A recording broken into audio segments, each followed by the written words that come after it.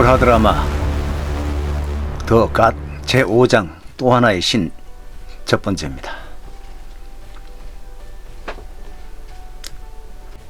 화성에는 두 종의 미개 종족이 살고 있었다.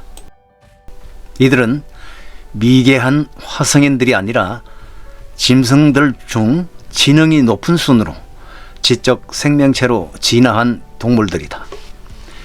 이들 종족은 대륙에서 멀리 떨어진 바다 한가운데 각각의 외딴섬에서 살아가고 있는데, 일찍이 화성인들이 유인원에서 지적 생명체로 진화한 후 상당한 역사가 흘러 이들도 화성인들과 같은 개념으로 진화가 진행되었던 것이다.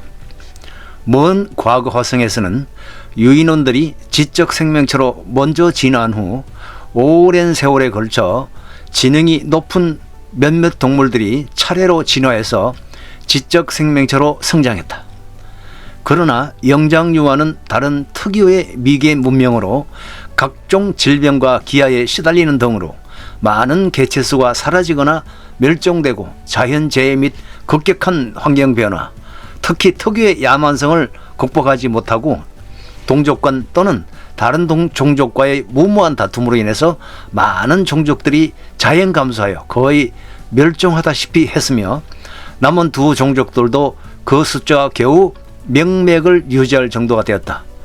그리고 한때 과거에는 이들에 대해서 환경보호단체와 종족애호가 단체들로부터 보호를 받기도 했으나, 그들 종족과 잘 적응이 안 되는 대부분의 화성인들로부터 알게 모르게 많이 소멸되어졌다.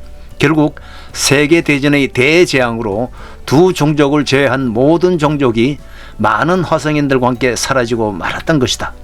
따라서 오직 두 종족만이 진화한 지적 생명체로 명맥을 유지하고 있었다. 하나는 객과에 해당되는 도구리온족이며 다른 하나는 앵무새와 독수리의 혼혈족인 버드리아족이었다. 이들이 비록 지적 생명체로 진화했다지만 화성인과는 비교할 수 없을 정도의 미개한 수준이다. 그렇다 해도 이들은 오랜 진화를 통해 고유의 언어를 지녔으며 의술과 일정 수준의 과학 문명도 가지고 있다. 그리고 나름대로 체계화된 제도로 계급적으로 조직화되어 있었다.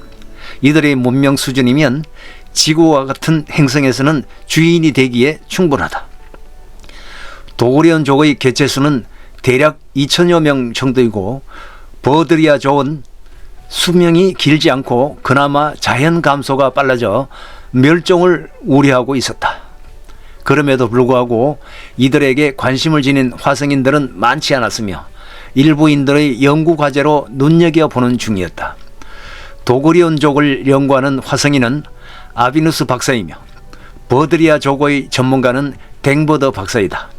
이들은 두 종족의 생존과 보존에 크게 기여해왔다.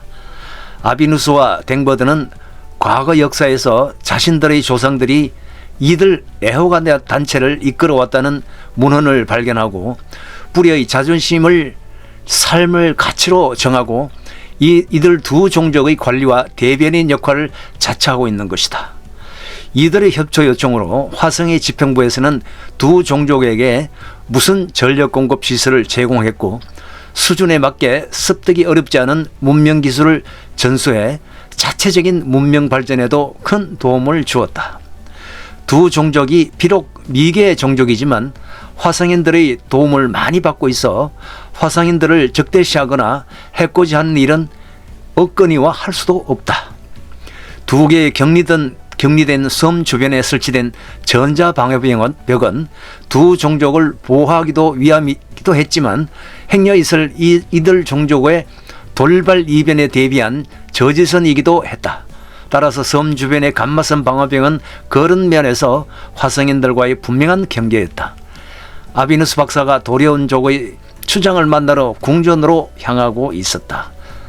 세담 추장이 어쩐 일이지? 이들에게 공동체라는 이미지를 주려고 일부러 이들의 섬에 같이 살고 있는 아비누스의 거주지와 추장의 궁전은 섬의 양쪽 끝에 위치하기에 제법 거리가 멀다. 아비누스는 일렉트리카를 타고 해안도로를 따라 질주하고 있었다. 도로 사정은 그다지 좋지 않았다. 도구리온족이 도로 보수에 게으른 탓도 있지만 잦은 운석의 충돌로 인해 도로 곳곳이 파여 있었다. 보데리아족이 거주하는 섬과 더불어 이 섬은 운석의 영향이 크지 않은 그중 안전하다고 판단하여 지정한 구역이었다.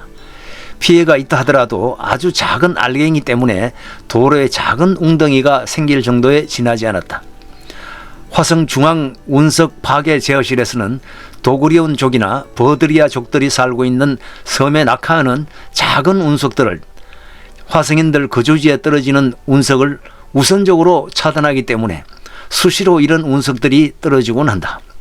최근에 들어 그러한 현상이 잦아지고 제법 건물 일부를 파괴할 정도의 운석이 떨어지고 있었다. 도로 옆으로 깊은 운석 자국이 보였다. 김이 모락모락 피어오르는 것으로 보아 추락한 지 오래되지 않은 운석 구덩이로 보였다. 도구리온족 섬은 비교적 운석의 추락이 드문 곳인데도 갈수록 충돌이 잦아지고 있어서 이러다가 소행성 무리들이 모두 다 화성으로 추락하는 것은 아닐지 몰라. 감마선 방벽 저편으로 보이는 바다 위로 한 척의 요트가 항해하고 있었다. 공기부양 요트는 해수면을 가르며 빠른 속도로 수평선을 향해 미끄러지고 있었다. 해양학자의 요트인가? 가끔 화성인들 중에서 생생한 바다의 항해를 즐기기 위해서 요트로 바다에 나서기도 한다. 과거에 비해 현저하게 수량이 줄어든 바다는 낮은 해수면 탓인지 멀리서도 해저면이 훤히 보일 정도가 되어 바다라기보다는 작은 연못이나 큰 웅덩이 같아 보이기도 했다. 이때 하늘 저편에서 불꽃의 꼬리를 이끌며 운석이 추락했다. 공교롭게도 바다로 추락하는 운석이 요트의 정면으로 충돌하면서 배가 산산조각이 나버렸다. 허허, 이런. 아비누스는 급히 긴급 통신만을 통해 도구리온족과 가장 인접한 퍼거 구역에 접속했다. 여기는 도구리온족 섬의 아비누스입니다. 요트가 운석과 충돌하는 사고가 발생했습니다. 즉시 출동 바랍니다. 퍼거 구역의 순찰대에서 곧바로 답신을 보내왔다. 알겠습니다. 정확한 좌표를 보내주십시오. 아비누스는 운석이 추락한 해역의 좌표를 찍어보냈다. 이 순간 일렉트리카에서 요라는 경보장치가 울렸다. 운석의 파편이 대각선으로 내리꽂히며 도로를 강타하였고 일부 잔해가 아비누스의 일렉트리카의 차체 옆면에 충돌했다. 깜짝 놀란 아비누스가 자동주행 장치를 작동시켰다. 충돌 위험을 감지한 일렉트리카가 도로를 벗어나 미끄러졌다. 쾅! 도로 일부가 폭발하면서 먼지 폭풍이 수십 미터를 휩쓸었다. 큰일 날 뻔했어.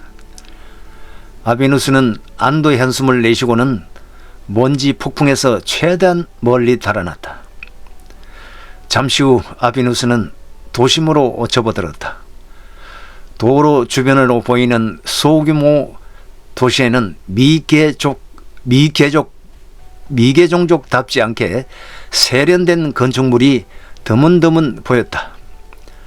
하나의 건물을 완성하는데 수년이 걸렸으니 화성인들이 3D 프린터로 몇 시간도 안 돼서 만들어지는 집들에 비하면 정성이 빚은 세렘이었다.